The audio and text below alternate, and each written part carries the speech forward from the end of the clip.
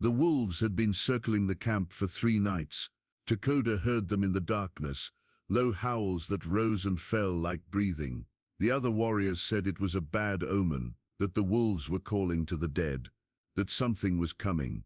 On the 4th morning, Takoda woke before dawn and found fresh tracks just beyond the edge of camp. Wolf tracks, large ones, but there was something else.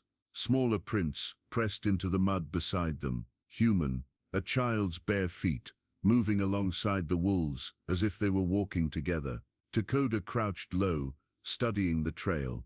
The prints led east toward the canyon, where the morning mist still clung to the rocks. He glanced back at the camp. The fires were dying, the others were still asleep. No one would miss him for an hour, maybe 2. He took his bow and followed. The trail wound through the scrub and over the ridge, the wolf tracks deep and deliberate. The child's prints were lighter, unsteady in places, but they never veered away. They stayed close to the wolves, as if the child trusted them. Takoda moved quietly, his senses sharp. He had tracked wolves before. He knew their patterns, their territories. But this was different. Wolves didn't travel with children. They hunted them. Unless something had changed. The sun crept over the horizon, painting the canyon walls gold and red. Takoda stopped at the edge of a clearing and froze. There, beneath a twisted juniper tree, a child lay curled on the ground, and 3 wolves sat in a circle around him. Takoda's hand went to his bow, his breath catching. The wolves' ears flicked toward him, but they didn't move. They didn't growl. They just watched him with pale, unblinking eyes. The child didn't stir. Takoda took a slow step forward. The largest wolf, a gray female with a scarred muzzle, stood and positioned herself between Takoda and the boy. Her stance wasn't aggressive, it was protective. Takoda's heart pounded. He lowered his bow slightly and spoke in a low voice, the words of his grandmother's song, the one she used to calm frightened animals. The wolf's ears twitched. She tilted her head, considering him. Then slowly she stepped aside. Takoda approached the child carefully, his eyes never leaving the wolves. The boy was small, no more than 4 or 5 winters old. His skin was pale, his hair light, white, like the settlers who had begun to push into Comanche land. His clothes were torn and filthy, and his feet were cut and blistered.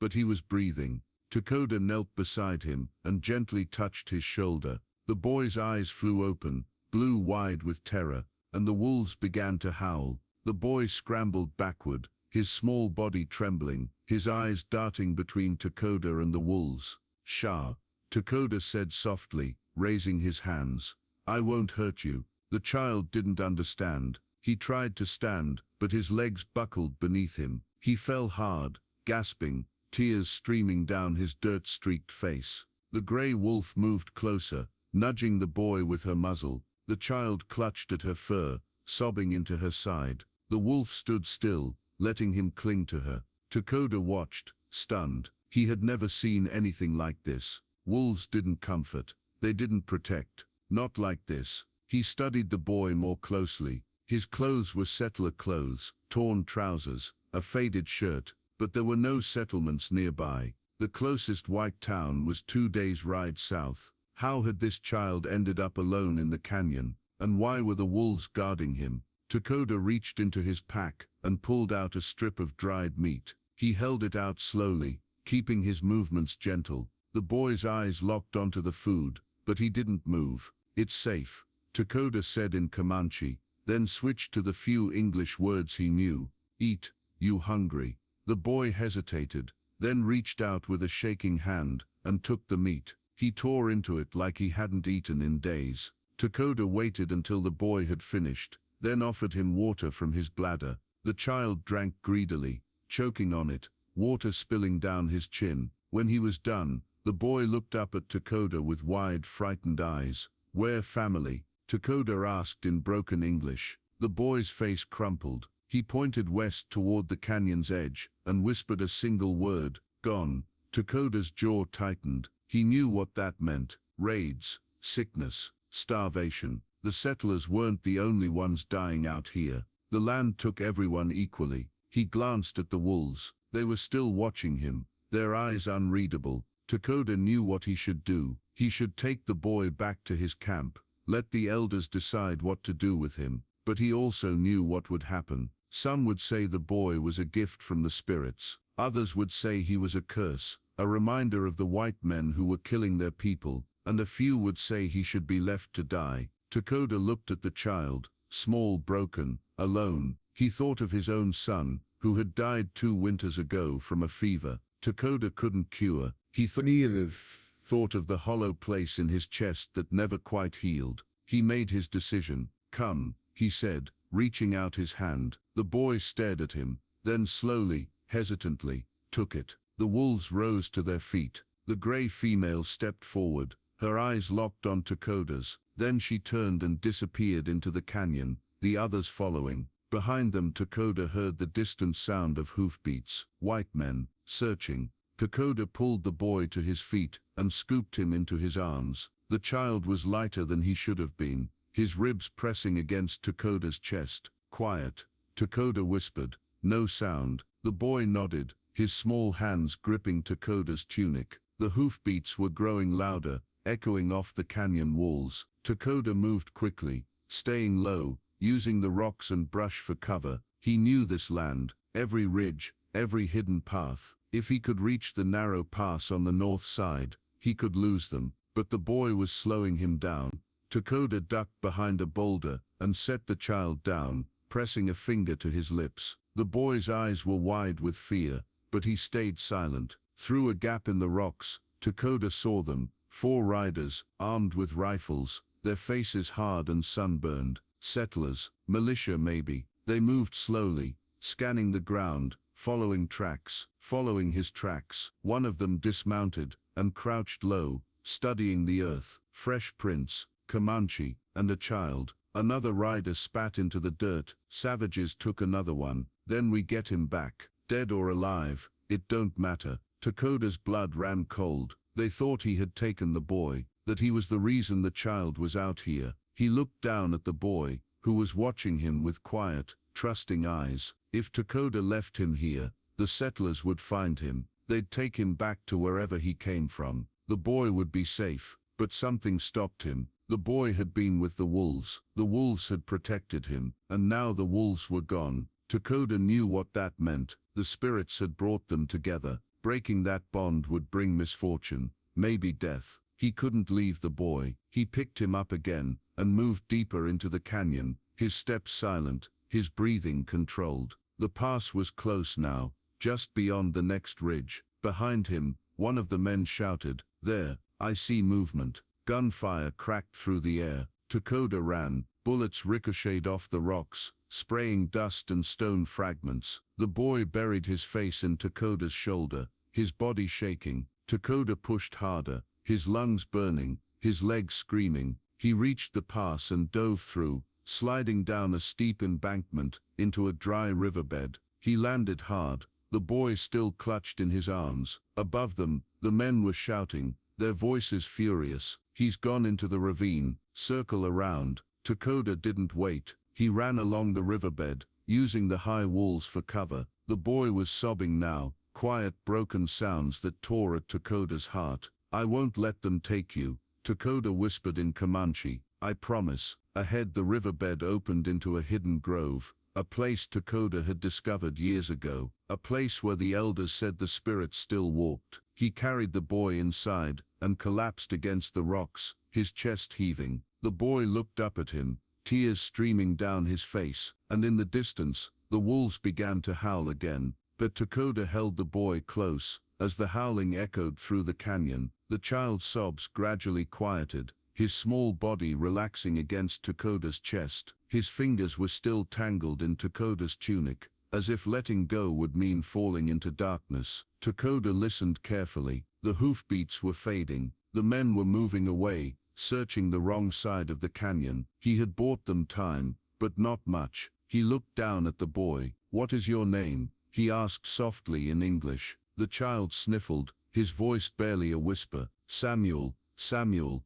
Takoda repeated. He placed a hand on the boy's chest. "I, Takoda." Samuel looked up at him, with red-rimmed eyes. "Are you going to hurt me?" Takoda's heart clenched. "No, I protect you. Why? It was a simple question, a child's question, but it carried the weight of everything Takoda had lost. Because Takoda said slowly, searching for the English words, "You alone." "I know, alone." Samuel's face crumpled again, fresh tears spilling over. "My mama, she got sick, and my papa, he left to find help. He never came back." Takoda closed his eyes, pain washing over him. He knew that story, he'd lived it. "I was so hungry," Samuel continued, his voice breaking, "and then the wolves came. I thought they were going to eat me, but they didn't. They stayed with me. They kept me warm." Takoda opened his eyes and looked out at the canyon, where the wolves' howls had faded into silence. His grandmother had told him stories of spirit wolves, protectors sent by the ancestors when a soul was in danger. He had never believed them, until now. He reached into his pack and pulled out a small leather pouch, his son's medicine bag. He had carried it since the boy died,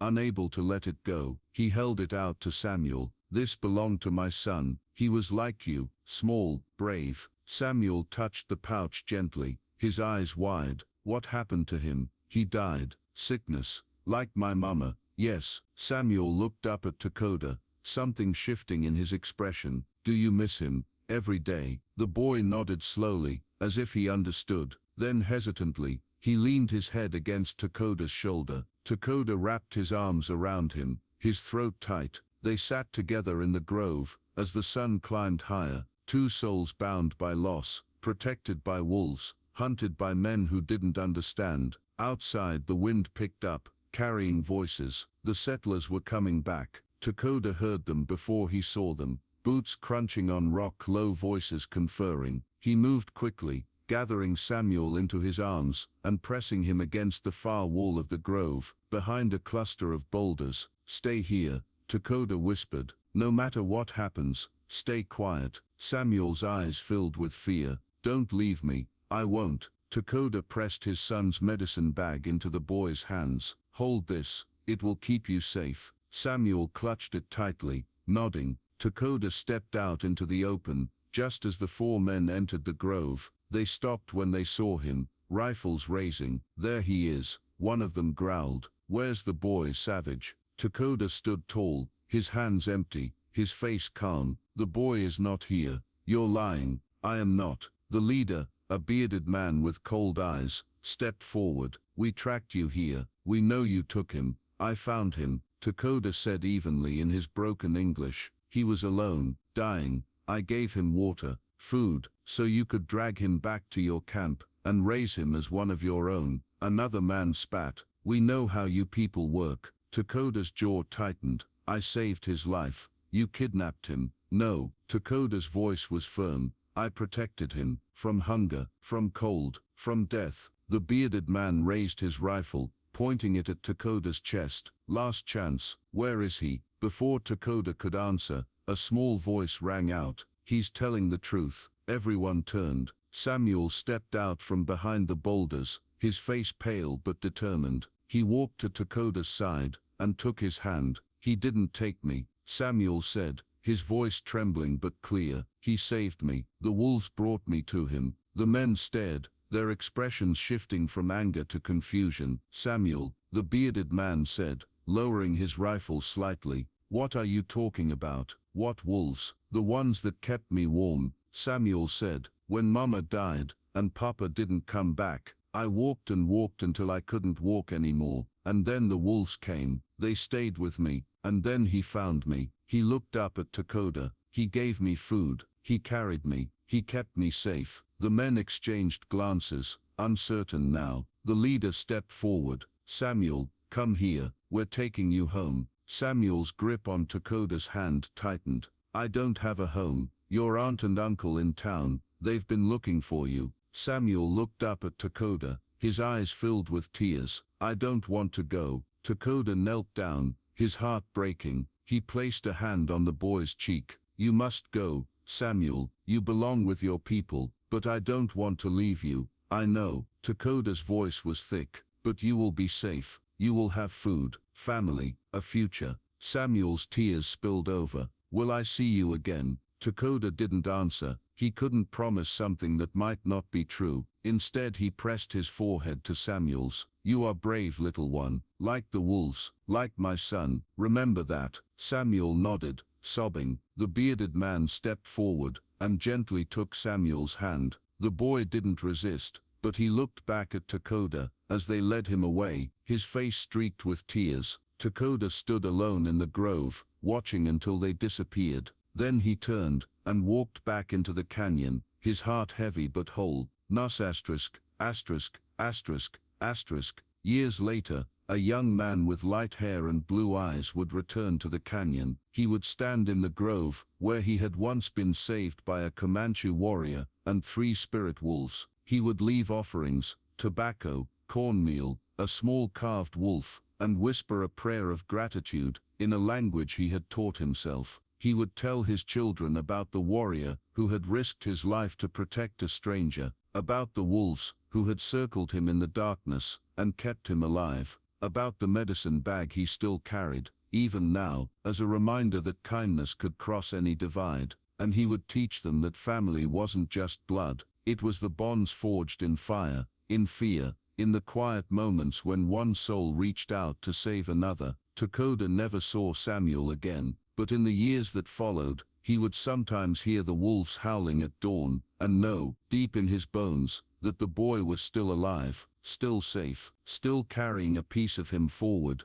into the world. And that, Takoda thought, was enough. He stood on the canyon's edge, as the sun rose, painting the sky gold and red, and whispered a prayer to his son, and to the boy who had reminded him what it meant to live. The wind carried it away, soft and eternal, into the endless west,